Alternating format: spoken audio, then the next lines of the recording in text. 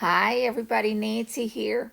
Today we're going to call what I'm showing you using what I have because that was my goal yesterday.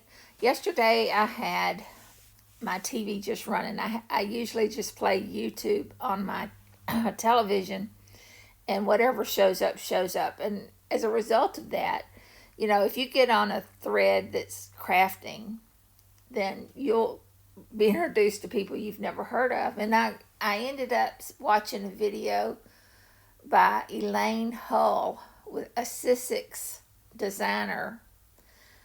It was called March Release Party. And she has a die cut that she created for this month that looks kind of like this, only it's different. And I would show you, but I can't find it. It's not available yet because it was just released yesterday, I guess. But I thought I can do that, or do something like it. And this is kind of sort of something like it. Now, I personally, it's not exactly. It's probably way different, but the idea is the same. So the first thing I did, because I have zero imagination, and people think I'm creative, but that's not true. I use you know, I take advantage of the tools. Let's put it that way. If you are determined to use what you have, then you get more creative. You know what I mean? Now, and two, it makes me a little nuts when people say that they're not creative and they can't do something, because they absolutely can. You absolutely can. With Zoom Notes, you don't really need creativity. You just need to know how to use the tools. And the reason I say that, let's say color. If color is your problem, if that's something that you can't figure out how to do and match up to make you happy, then what you do is you go to Pinterest. Let me go to Pinterest. And you search on color charts. Pinterest.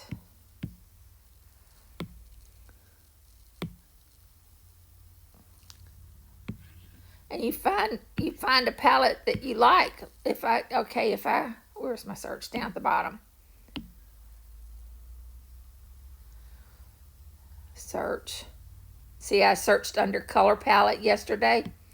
Click on that. And this is what they've got. And you just scroll through picture after picture after picture of different palettes that somebody else has already figured out. Like I personally I do the orange and turquoise, and I know why they did it. They're complementary. They're across the color wheel from each other, so that's why they look good, and I understand that. But I wouldn't do it naturally by myself.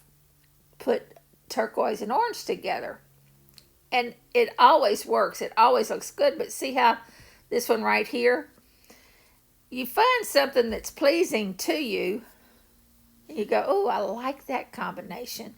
And then you just copy it. Well, okay, it's not letting me do that, so I'm going to just do a screenshot and then just block out. And I know that if I want to just have those 5 colors or a blend of those 5 colors, then I would get rid of the bird, because the bird's got black and gray and colors that are not necessarily in this. Now, personally, I like for all of my color palettes to have black in it, because I use black all the time. So if I do that and I do done, and I always do, when I don't need the picture for any more than what I'm going to do right now, I just do copy and delete.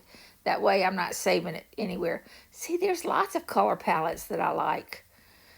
So that's what I do, is come here, find something that makes me feel good, and then I come back here and double tap to paste what I just put on the pasteboard, Now I can select that image. I know y'all have seen this a dozen times, but somebody might not have. When you select the image and you got that little square in the middle, I've got to get my palette open. If you hold down on that little square and drag and drop it into the palette, you have to have the green plus, and see how it automatically created this palette up here. Lots of shades. It's way more colors than are in this palette right here. Let's see what'll happen if I do crop that and just have just those colors done and drag and drop that, what the palette would look like. See, it has just like blends of, you still have a few more than you had on the original. They've got 5, I've got 2, 4, 6, 7. So you get a few more, but that's good. That's a good thing because they all go good together. So now you've got yourself a palette that you don't have to think. I don't have to think about the colors. So I'm going back to creating this stamp thing, this stamp sheet looking thing. And again, I'm not that great at designing patterns. So I went to creative scrapbooking. No, see, I do it every time. Digital scrapbooks. Go up to the search bar, do the X, digital. See, the reason, all I had to do was type in D, and that's why it's not making me type in that, and that's why I can't ever remember it. So it's digitalscrapbook.com. So I do go. And if I look at my history, I'll log in first. And I go to my my name and go to profile.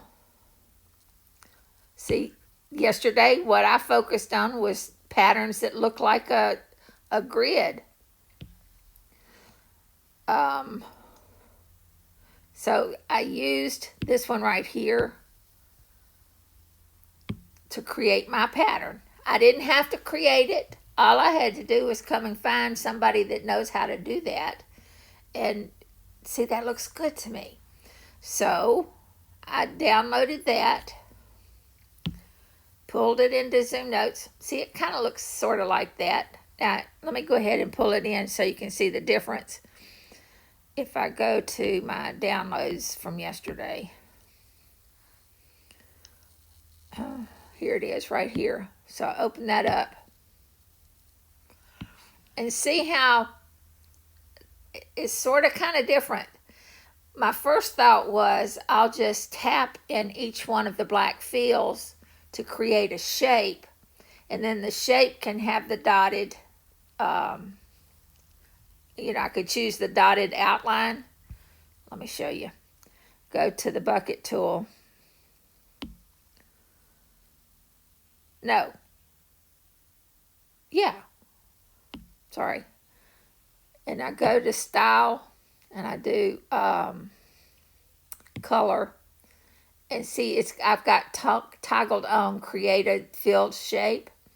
Now it's not going to take on the default of a shape, but it will create a shape. So if I let me just pick a color and I tap, that didn't do anything. Oh, because did I do it?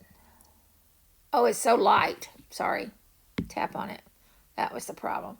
Now that I have just created a shape. So if I select it and go to shape properties, now I can turn on the border with the dotted. And that's what I thought all I had to do was do that. But that did not necessarily work, because I wanted it to look like see over on the right, this puts a dotted line all the way around the shape, but it doesn't connect the shapes. So I didn't like that. I had to end up just using this as a pattern and drawing straight lines to create the border. Now I did do the outside. Watch, let me see. I can delete that. I mean, that works okay if that's the look you're looking for, but that wasn't what I wanted, so I didn't like it. So all I had to do was I went ahead and got my ruler out because that makes it easier to do straight lines. And I drew straight lines here. And the first two are the only ones that have the dots. So then I just drew my dots. Now those are way bigger than... See if I move my ruler to another place and draw the dots. So that's how I created that. Now, the outside, I could go ahead and do a shape. So I didn't have to draw... Well, what just happened? I think I just created a shape. All right, then add border. Dotted. Border. Choose the dot. I'm going to choose that just so you can see it, because I'm not going to use it anyway. But so that created my border, so I didn't have to do straight lines everywhere, you know what I'm saying? So let me send that to back so you can see what I'm talking about. So if I select here, send to back, move to back. So now my outside border has the dots. All right. And that's all I did. Then after I created that, in order to get all the dots transparent, because this is transparent. If I move it, see, I wanted it to look as close to what they created as I could get. So I knew that, you know, whenever you use a die, it punches out all the holes. So, let me see. Oh, don't do that. Undo. I forget that I have the wrong tool selected, and then I start. See, I keep doing that. Stop. This is what I was trying to do. See, this is what I ended up with first time with the dots all the way around. I didn't love that. So then this is what I ended up creating this one right here. So this is all my dotted lines, individuals. Like I can select that one and move it. So, okay. Then I took it into transparency and I got rid of the black dots. And if all I'm doing is getting rid of black dots, I always do the outside first so that I'm not sitting here tapping each one of these dots. You know what I mean, Vern? So if I take this and go into, now that's going to be a shape. So it's probably not going to, see, it won't let me open up the edit because that's a shape. It's not a picture. So I'll just copy as image. Oh, that's not what I was wanting to do anyway. Copy as image. And then double tap to paste. And now it is an image, so I can take it into transparency and see. If I want to get all the black dots, I don't want to sit here and tap, tap, tap. So what I'll do is I'll do the fill and do everything but the black dots. Then I can invert, and now the black dots are going to be clear. See? It's hard to see it. But, okay.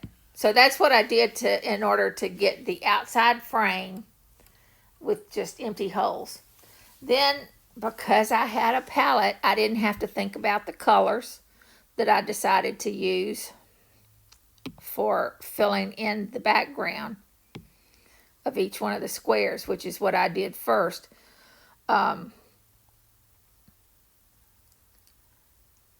And notice I wanted a white frame around my stamps, let's say. So instead of using this image, I did another shape inside the grid that did not have the dotted edge. All right, I had a white border that I drew the shape inside the pattern like this. I went to the shape tool. Let me see what the default is. See, I don't want it to be dotted, so I'm gonna change the border to solid, and I'm gonna leave it black just so you can see it. But see now, because that was already a shape, it automatically changed the shape that was there already. So that's what I used, is just a shape like that, and made it a color. Let me move it to the front, because it was created before that this there is there. So I moved to front. I just pressed a button. I don't know what that did. Let's see. Send to. That's what I'm looking for. Move. Move to front. See, and then because that's green, I would change that to white. So now all I have to do is use my bucket tool, and I want this to be open, and each one of these shapes, I'll just see if I select. See how I just bucket filled that, but if I select this and go down here, oops, it's doing the undo. It's doing the border, not the.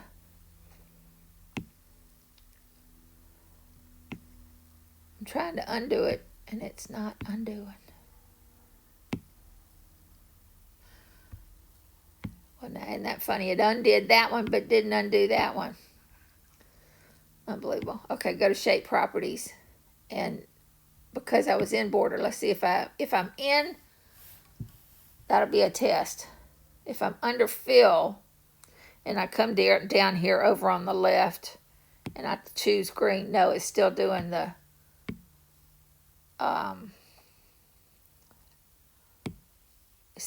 lines.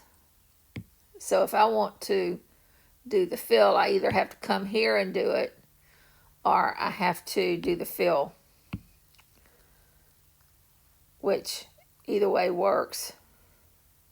But if I use the fill bucket, then all I have to do is come and change. All I'm doing is tapping over on my toolbar over on the left, my little color toolbar, using that palette, and I'm just trying to use all the colors.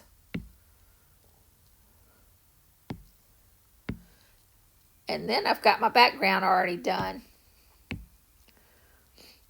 Zero talent required. I just need to know my tools. So that's how I got the background for this. And then I was determined I was going to try to use, oops, undo that. Now I've got that shape in there, and I need to get rid of it. There, okay. Now, so after I got all the color backgrounds that I wanted, then I started looking at my symbols and saying, okay, what do I want to put here? You know? And I knew I wanted, I don't know what I knew. I just knew I kind of started with watercolor. Let me show you this set. Y'all, I just love this. I just got this the other day. Look at these little guys. How cute are they? I don't know why. I just thought they were cute. Well, and they were on sale. You know, all you can have to do is offer me a sale, and I'm all over it. But don't they have some attitude? And I also got some women See, the guys were $4 and the ladies was $3, I think, because there were fewer of them. Totally off subject. But now see, I could do something like this just to put all of them. It's kind of like making a sticker book, kind of, but with a cute pattern and doing something with it. That's a good challenge. Find a set like this and do something creative with the background. So if I let's see, I will tell you the problem I had. See all these long, tall, straight things? I had a hard time filling those in. So that also dictated what patterns I put in there, what images. But as it turned out, I had like a camping set. That's what is showing here. So it had trees and it had the little buildings and the animals. So I said, okay, I'm going to stick with this set and use as much as I can from this set to fit these shapes. And those shapes were were challenging because, you know, a wide one, it's hard to find a wide, short image. So I had to get creative there. But see, I had to use 3 different ones with the 2 little houses. Well, one could be an outhouse. I didn't think of that. It wouldn't be that big, but that could be what that is. Okay, so then I had it, if I take this away, it looked like this. It didn't have any of the background fill. It had the color, but it didn't have the pattern behind everything. And see how empty that box looks with that bird in it? So I said, well, I got to fill that with something. So I used my bucket tool, found a pattern that I thought would go good. This is like berries and twigs and leaves. And I just picked a color that I knew. I just wanted a little bit darker than the background color. I didn't want the background patterns to be in your face, but I did want them, you could see them, you know what I mean? Then behind this deer, I used this circle over here and just stretched it and made it, I made it oblong. And this is the color it came, but I took it into this edit, then went to hue and just drug it so that I got to a place where it's like, well, there's a little bit of green in that, so I think I like that. And I did done. So then it actually had blue in it. I didn't go far enough. So that's how I created that.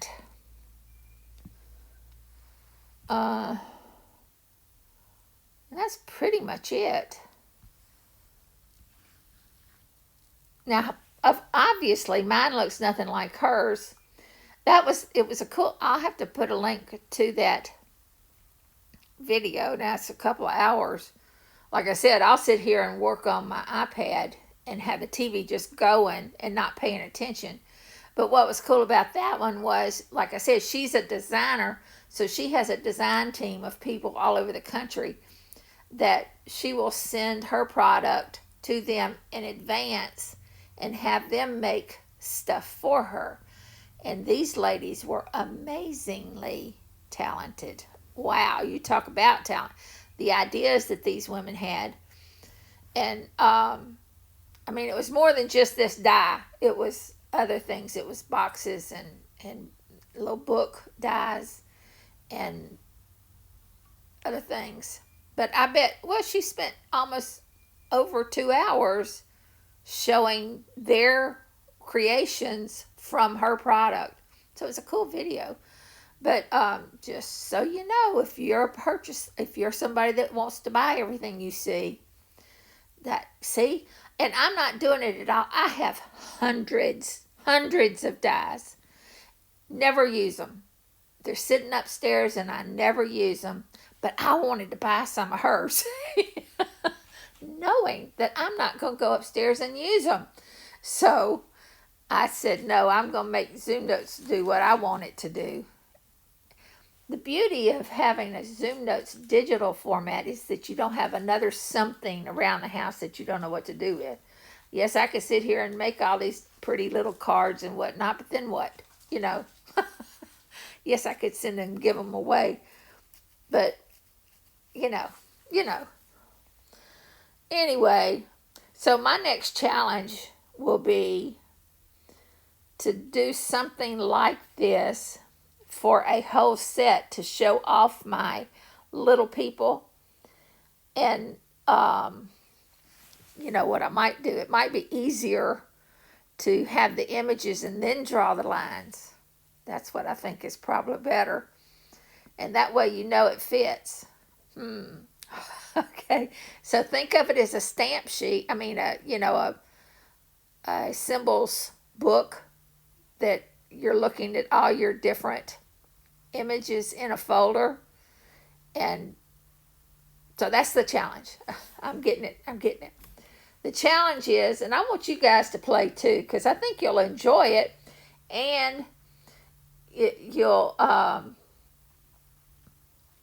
make you do something with what you've got, and it's a way to see your images. So I'm going to pick out a folder in my symbols folder and create something like this that is more than just a symbols look-alike, okay? I think that's pretty. I'm sorry, but I do. Okay? That's it. Y'all have a good one here. Bye.